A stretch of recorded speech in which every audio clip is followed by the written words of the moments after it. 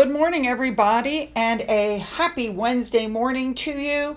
As you are watching this video, I am taking Finn for a recheck at the vet, and then I'll give you an update tomorrow. As usual, there's lots to cover. Let's go.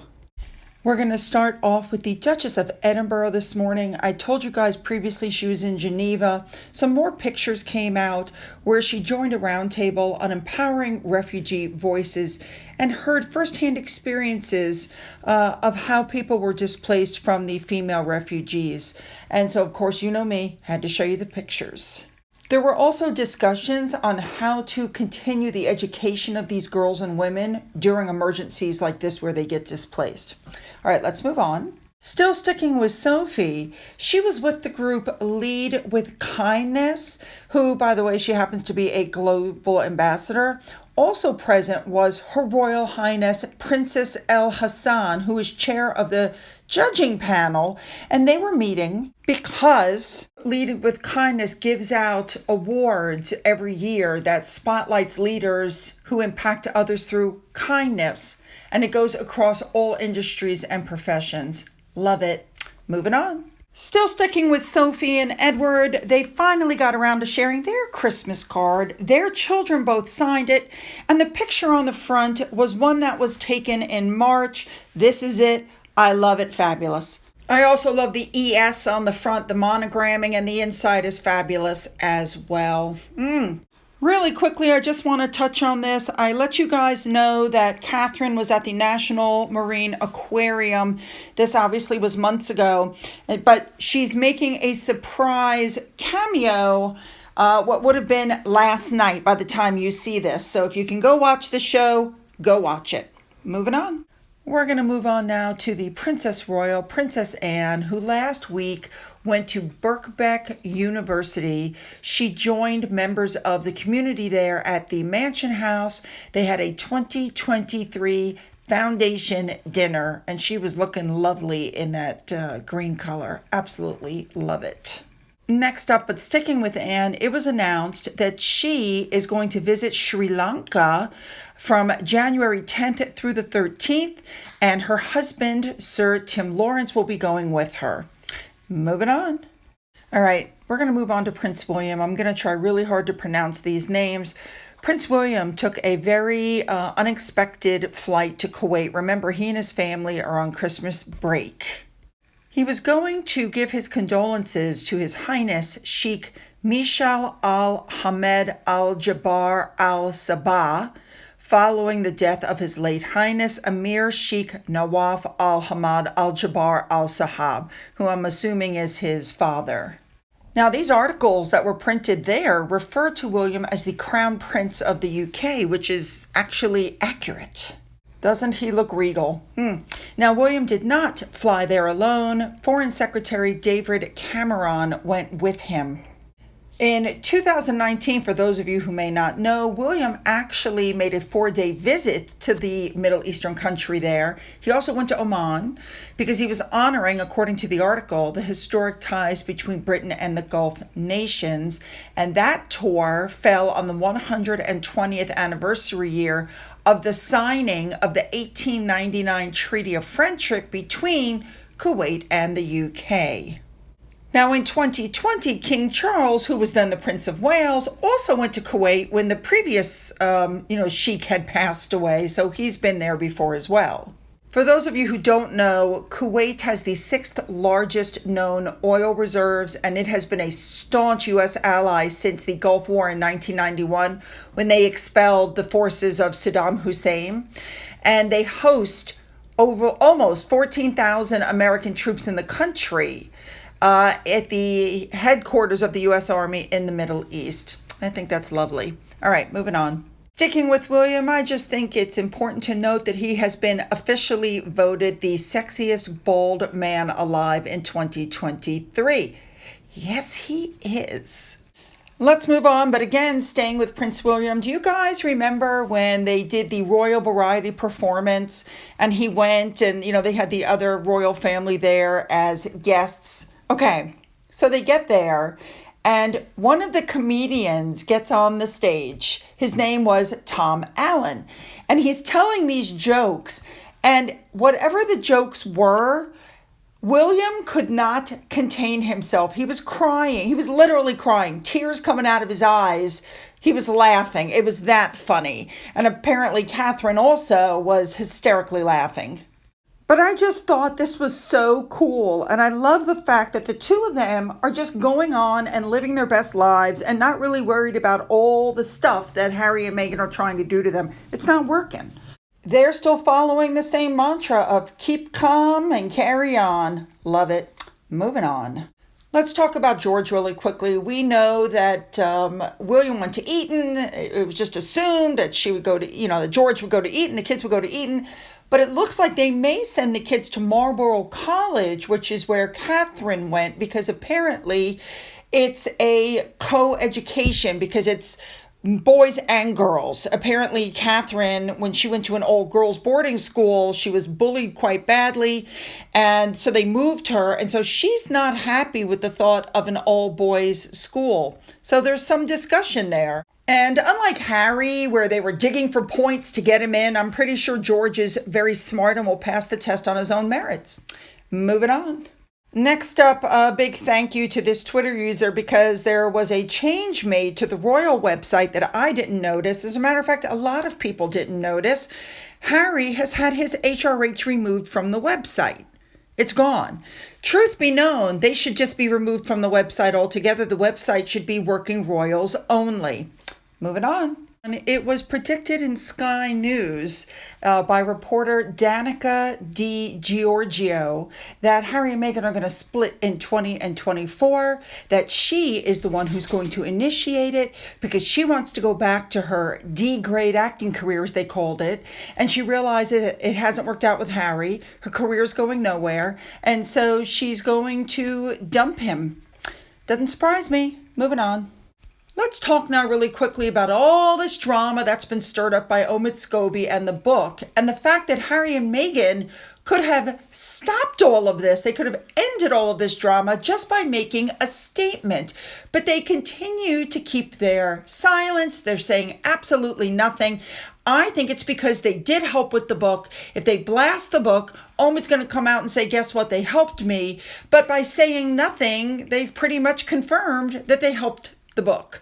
It's just like when Omi said, I never submitted a book with their names in it, only to find out later on that he admits he did submit a book with the name in it, but it went to the publisher and it wasn't supposed to. There you go. This is no different than the fact that Harry and Meghan refused to tell the Sussex squad to stop insulting his niece and his nephews. They know what's going on. They just won't say anything. Now, I want to touch on this for a second. You guys remember the Jimmy Kimmel show where it was right after The Spare came out and he was mocking Prince Harry and the fact that he put Princess Diana's cream on his Todger? And part of the book, part of the story and the skit they came up with was they also made fun of Diana, which is something that before this whole mess happened with Harry and Meghan would never have happened. Nobody in their wildest dreams would ever make fun of Diana, ever. Okay. Then Saturday Night Live took a dig at Meghan, saying that she could come to the coronation for $19 an hour. That was back in March. And who can forget when the comedians in Australia on that show back in 2021 totally mocked her as well? Well, SNL took another shot at her. They were talking about the Wales' Christmas card. Just listen to this. A Christmas photo released by the royal family features a bad Photoshop job where Prince Louis's finger appears to be missing. And this is sweet. Meghan Markle said she has a finger they can use if they need it. God, I love SNL. All right, moving on. They're saying that Charles is very nervous about talking to Harry and Meghan because of all the leaks. Because every time they tried to talk to Harry and Meghan, somehow the story was leaked to the press. Now, Harry wants you to believe that it was the palace who did that. I think we know better than that. Anything he says will end up on the morning news with Gayle King. But believe it or not, there's some puff piece going around saying that Charles ordered Catherine to call Meghan and apologize. I think we all know that that is just clickbait. Don't click on stories like that, you guys. Next up, I just wanted to touch on this article. They're trying to say that Harry and Meghan are comparing the work that they're doing to the work that William and Catherine are doing. The thing is, William and Catherine highlight other people's charities and other people's work, and all Harry and Meghan do is highlight their own charity because they want you to give money, of which they're allowed to keep 95%. And of course, it's coming out now that the Archewell report is really starting to bug Harry and Meghan, as it should, because what we found when we looked through that report was they did 11 events for the entire year. They work an hour a week. They listed hours of mental health and all these other things done, but those things were not done by them or their foundation. They were done by people that they gave donations to. People have figured out their scam already, which is why they're not bringing money in anymore. Now, this article I agree with. They don't understand the age-old, strategy of never complain, never explain, and, keep calm, carry on. And that's why people are saying now, is it possible for them to make a comeback? I have to be honest, you guys. I don't think it's possible. Her reputation, his reputation, once he stepped outside of the Buckingham Palace, machine that had everybody loving him, it's over. My goodness. All right. Stories are still being peddled about possibly Harry and Meghan going to Sandringham for Christmas. I guarantee you, with 100% accuracy, they will not be going to Sandringham. They will be spending their time with family. Oh, wait. The only family they have is Doria. Literally. Not her side of the family, not his side of the family. Yeah, that's a lonely Christmas. Just wanted to touch on this article before we get to our main story of the day. They're saying that Harry's legal costs may cost him more than his California mansion, and that is true. With all of his lawsuits, he is probably going to owe $15 to $20 million in legal fees because he's already lost one case, and the other case was such a small win, it was a joke. All right, this is our big story for today, and it's something that I have talked to you guys about before, but we're just going to cover it again. When Harry and Meghan stepped back from their senior roles, they shut down, or they were supposed to shut down the website Sussex Royal. Remember, the Queen said, no, you cannot use that because Meghan was going to sell Sussex Royal pencils, Sussex Royal paper, Lilibet dolls. You know what I mean? She was going to try to monetize the entire royal family, and the Queen said no. And when that happened, Meghan slashed back out very rudely and said, you don't own the word royal. But, okay, fine, we'll take it down. That's what they agreed to do. Guess what? They didn't. Is anybody shocked by that? The royal website is still up, and you still have people that are using it. For instance, when Nacho took some polo photos recently, he tagged Sussex Royal in them. So when you go on that website, you can still see the photos. So they're still using the website. Now, they have not bothered to update the website at this point. It still shows the Queen alive. It still shows Charles as, the prince. They're not updating it. And it still says that they believe in their role of the monarchy. Their commitment to the Queen is unwavering. And their roles will continue to reflect their sense of duty and allegiance to the monarchs and her legacy in the world. Yeah, no. Truth is, the Queen should have made them shut that down before they left, and also she should have gone ahead and stripped their titles. Those are the mistakes, in my opinion, that the Queen made. All right, moving on. Now, before we go, you guys had a lot of interesting comments on the I like a video.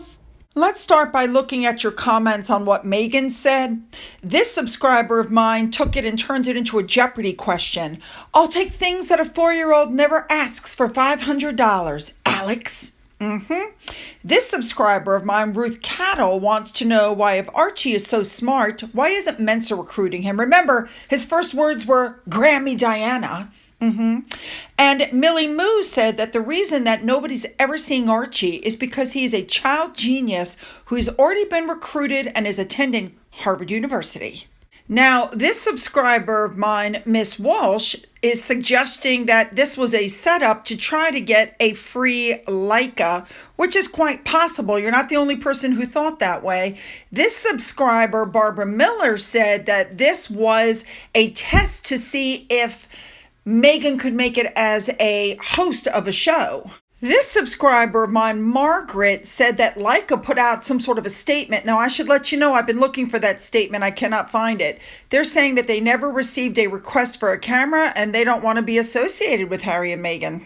And finally, as far as using other people's children, this subscriber pointed out that if going to the baby bank is exploiting kids, that's Catherine, what was Meghan's trip to Uvalde? Spot the heck on! All right, you guys, you know what to do. Put those comments down. You can see I'm reading them. Don't forget to hit the like button and the subscribe button. If you've already hit the subscribe button, double check. Make sure you are still subscribed. If you've donated to my coffee fund, thank you so much. And as always, you guys, have a great day.